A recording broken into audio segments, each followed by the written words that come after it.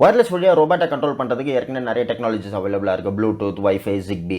But இதில் இருக்க common problem பார்த்தீங்கன்னா, ப்ளூடூத் வந்து ஒரு 30 ஃபீட்டும், வைஃபை 150 ஃபீட்டும், ஜிக்பி வந்து ஒரு 350 ஃபீட்டும்.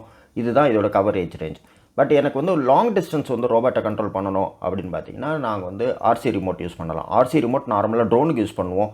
இந்த வீடியோவில் ஒரு ஆர்சி ரிமோட்டை வச்சுக்கிட்டு ஆர்டினோ கண்ட்ரோலர் வழியாக எப்படி ஒரு ரோபோட்டை கன்ஸ்ட்ரக்ட் பண்ணலாம், அதோட டிஸ்டன்ஸ் எப்படி செக் பண்ணலான்றதான் நம்ம டீட்டெயிலாக பார்க்க போகிறோம்.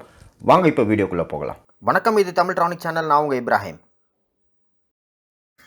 இந்த ஆர்சி ரிமோட்டை நான் ஆன்லைன் ஆர்டர் பண்ணியிருந்தேன். இதோட மாடல் வந்து FS-i6S அப்படின்னு. ஆக்சுவலி இதோட 10 சேனல் ஆர்சி ரிமோட்.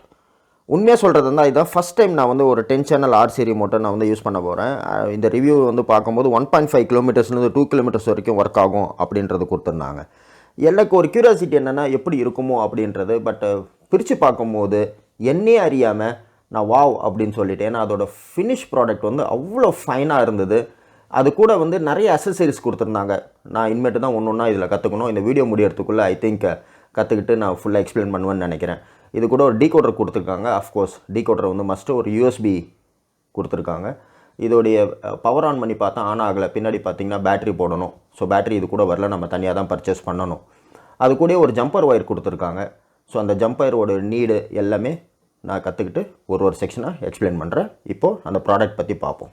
இதனோட கண்ட்ரோல் பொறுத்த வரைக்கும் 2 த்ராட்டல்ஸ் கொடுத்துருக்காங்க. ரைட் ஹேண்ட் சைடில் இருக்க த்ராட்டல் அப் அண்ட் டவுன் வந்து சேனல் 1ம், லெஃப்ட் அண்ட் ரைட் சேனல் 2ம். அதே மாதிரி லெஃப்ட் ஹேண்ட் சைடில் இருக்க த்ராட்டல் அப் அண்ட் டவுன் வந்து சேனல் 3ம், ரைட் ஹேண்ட் சைடு வந்து சேனல் 4ம். இது இல்லாமல் எக்ஸ்ட்ராவாக பார்த்தீங்கன்னா இந்த ரிமோட்டோடைய லெஃப்ட் அண்ட் ரைட் ஹேண்ட் சைடில் வந்து 2 ட்ரிம்மர் கொடுத்துருக்காங்க. சேனல் 5 and 6க்கு. அடிஷ்னலாக 4 சுவிட்சஸ் இருக்குது. Channel 7, channel 8, channel 9, channel 10.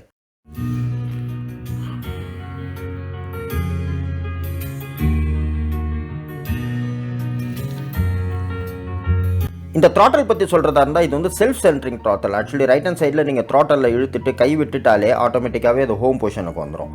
So இது வந்து கொஞ்சம் அட்வான்டேஜாக இருக்கிற மாதிரி தெரியுது. அப்புறம் இந்த டிரான்ஸ்மிட்டர் 4 AA பேட்டரியில் ஒர்க் ஆகிற மாதிரி கொடுத்துருக்காங்க. ஆக்சுவலி இந்த பேட்டரி வந்து எவ்வளோ நேரம் தாங்குன்றது நான் யூஸ் பண்ணி பார்த்துட்டு என்னுடைய ஒப்பீனியன் நான் சொல்கிறேன். இப்போ நம்ம ரிசீவர் பற்றி பார்ப்போம். ஆக்சுவலி இது வந்து ஒரு 10 சேனல் டிரான்ஸ்மிட்டர் இருக்கிறதுனால ரிசீவரும் 10 சேனல். ஆக்சுவலி மோஸ்ட் இம்ப்ரெசிவான ஃபியூச்சர்னு பார்த்தீங்கன்னா, இந்த 10 சேனலும் பேரலல் மோடில் கொடுத்துருக்காங்க. ஆக்சுவலி பேரலல் மோட் அப்படின்னு சொன்னாலே நீங்கள் ஒரு சேனல்லையும் ஒரு த்ராட்டல்லையோ இல்லாட்டி பட்டனையோ ப்ரெஸ் பண்ணும்போது அந்த கரஸ்பாண்டிங் ரிசீவரோட அவுட்புட் வந்து அந்த பர்டிகுலர் சேனலில் வந்துடும். நான் ரெண்டுமே செட்டாக வாங்கினதுனால இது ரெண்டுமே பைண்டிங் பண்ணியிருக்கு. பைண்டிங் அப்படின்னால பேரிங் ஆகிருக்கு. இப்போ ஃபார் எக்ஸாம்பிள் நீங்கள் வந்து ரிசீவர் வந்து கெட்டு போச்சு, வேறு ஒரு ரிசீவர் வாங்குறீங்க அப்படின்னா இந்த டிரான்ஸ்மிட்டர் கூட எப்படி பைண்டிங் பண்ணலாம் அப்படின்றத நம்ம ஒரு செக்ஷனாக பார்ப்போம்.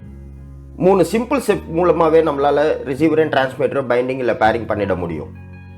ஸ்டெப் 1, ரிசீவருக்கு 5 வோல்ட் அண்ட் கிரவுண்டு சப்ளையை நம்மளால் ஏதாவது ஒரு பவர் சப்ளை யூனிட்டோ இல்லாட்டி ஆர்டினோ வழியாக அதுக்கு கொடுத்துருங்க.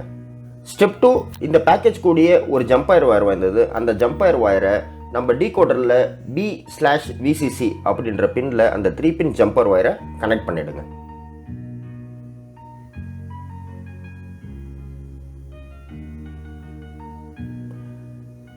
ஸ்டெப் 3, ரிசீவர் பவர் ஆன் பண்ண உடனே அங்கே இருக்கிற LED வந்து பிளிங்க் பண்ண ஆரம்பிக்கிறோம். பிளிங்க் ஆகுது அப்படின்னா பேரிங் ஆகலைன்னு அர்த்தம். அதுக்கப்புறம் நம்ம டிரான்ஸ்மிட்டரில் சில சேஞ்சஸ் பண்ணோம், அதையும் பார்ப்போம். ரிசீவர் ஆன் பண்ணி வச்சுட்டு அந்த பிளிங்கிங்கை ஸ்டேட்டஸ் பிளிங்கிங்லேயே இருக்கட்டும். இப்போ டிரான்ஸ்மிட்டரை 2 பட்டனை ப்ரெஸ் பண்ணி ஆன் பண்ணிங்கன்னா ஒரு சிஸ்டம் மெனு ஓப்பன் ஆகும். அந்த சிஸ்டம் மெனுவில் RX பைண்ட் அப்படின்னு ஒரு ஆப்ஷன் இருக்கும். அந்த ஆப்ஷனை கிளிக் பண்ண உடனே உங்களுக்கு டிரான்ஸ்மிட்டரும் ரிசீவரும் பைண்ட் ஆக ஆரம்பிச்சிடும். ரிசீவரில் பிளிங்க் ஆகிக்கிட்டு இருக்கிற LED வந்து ஸ்டேபிளாக ஆனில் இருக்கும். அதே மாதிரி டிரான்ஸ்மிட்டர் இருக்கிற டிஸ்பிளேயில் RXல வந்து கொஸ்டின் மார்க் இருக்கின்றது. இப்போ RXோட பேட்டரி என்ன ஸ்டேட்டஸ் இருக்கோ அதையும் காட்டும். இந்த ஆர்சி ரிமோட்டோடைய பெர்ஃபார்மன்ஸ் செக் பண்ணுறதுக்காக நான் ஒரு சின்ன ரோபோட் ஒன்று ஆர்டினோ மைக்ரோ கண்ட்ரோலர் வச்சு கன்ஸ்ட்ரக்ட் பண்ணியிருக்கேன். ஆர்டினோ மைக்ரோ கண்ட்ரோலர் பற்றியும் இல்லாட்டி இதில் யூஸ் பண்ணுற மோட்டர் டிரைவர் பற்றியும் என்னோடய சேனல்லையே தனித்தனி வீடியோஸ் இருக்குது. அதை ஒரு தாட்டி ஃபாலோ பண்ணிக்கோங்க. இந்த ரோபோட்டில் யூஸ் பண்ணியிருக்க பேட்டரி மூலமாகவே என்டையர் செக்ஷனுக்கான பவர் சப்ளை கிடச்சிரும்.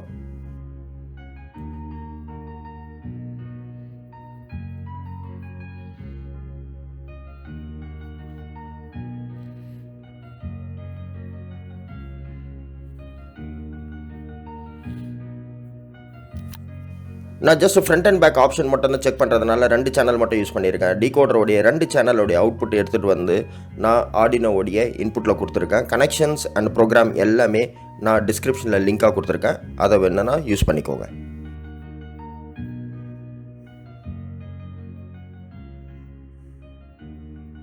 இப்போ பவர் சப்ளை ஆன் பண்ணிவிட்டு நான் ஆர்சி ரிமோட் டிரான்ஸ்மிட்டர் வழியாக கண்ட்ரோல் கொடுக்கும்போது ரோபோட்டோடைய மூவ்மெண்ட் என்னால் பார்க்க முடியுது. ஆக்சுவலி நான் வந்து லோ ஸ்பீடு மோட்டர் யூஸ் பண்ணியிருக்கனால ஸ்பீட் ரொம்ப கம்மியாக இருக்குது. நமக்கு ஏற்ற மாதிரி எத்தனை ஹை ஸ்பீடு ஒன்றும் மோட்டர்னால் யூஸ் பண்ணிக்கலாம். ஸோ அது வந்து இஷ்யூஸ் இல்லை.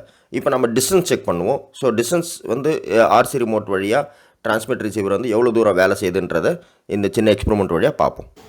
டிஸ்டன்ஸ் செக் பண்ணுறதுக்காக என்னோடய ஸ்டாஃப் ராஜாவையும் கார்த்திக்கையும் ஃபோனில் கம்யூனிகேட் பண்ணி எவ்வளோ தூரம் வந்து இந்த ஆர்சி ரிமோட் வேலை செய்யுதுன்றதை செக் பண்ண சொன்னேன். சரி, இப்போ அப்படியே ரிமோட்டில் கொஞ்சம் ஃப்ரண்ட்டு ஆன் பண்ண செக் பண்ணுறேன். இங்கே ஃப்ரண்ட் ஒர்க் ஆகுதா இல்லையான்னு. இப்போ ஃப்ரண்ட் கொடுக்குறேன், ஒர்க் ஆகுதான்னு பாருங்கள். சரி கொடு. ஃப்ரண்ட் ஒர்க் ஆகுது. அப்படியே கொஞ்சம் டிஸ்டன்ஸ் போகிறேன். டிஸ்டன்ஸ் போயிட்டு பேக் கொடுக்குறேன், ஒர்க் ஆகுது. சரி அப்படியே கொஞ்சம் பின்னாடி டிஸ்டன்ஸ் போயிட்டு அப்படியே பேக் கொடு ரிமோட்டில். இப்போ பேக் ஒர்க் ஆகுதான்னு பாருங்க. பேக் ஒர்க் ஆகுது. இப்போ ஃப்ரண்ட் கொடுக்குறேன், ஒர்க் ஆகுதான்னு பாருங்க. ஒர்க் ஆகுது. நில்லு. அப்படியே அந்த பக்கத்து ஸ்ட்ரீட் கொஞ்சம் கட் ஆகுது இல்லை, டர்ன் பண்ணி அங்கே ஒர்க் ஆகுதான்னு பார்ப்பேன் ரிசீவர். அதோட ரிசல்ட் வந்து நல்ல ட்ரெமெண்டஸாகவே நல்ல டிஸ்டன்ஸ் வந்து கவரேஜ் இருந்தது. இன்னும் மேபி லைன் ஆஃப் சைட் வந்து இருக்கும்போது இன்னும் டிஸ்டன்ஸ் இன்க்ரீஸ் ஆகும் அப்படின்றது என்னுடைய எக்ஸ்பெரிமெண்டல். இந்த வீடியோ உங்களுக்கு பிடிச்சிருக்கும் நான் நம்புகிறேன். பிடிச்சிருந்துச்சுன்னா கமெண்ட் பண்ணுங்கள், லைக் பண்ணுங்கள், ஷேர் பண்ணுங்கள், கண்டிப்பாக சப்ஸ்கிரைப் பண்ணுங்கள், பெல் ஐக்கானை ப்ரெஸ் பண்ண மறக்காதீங்க. Thank you very much.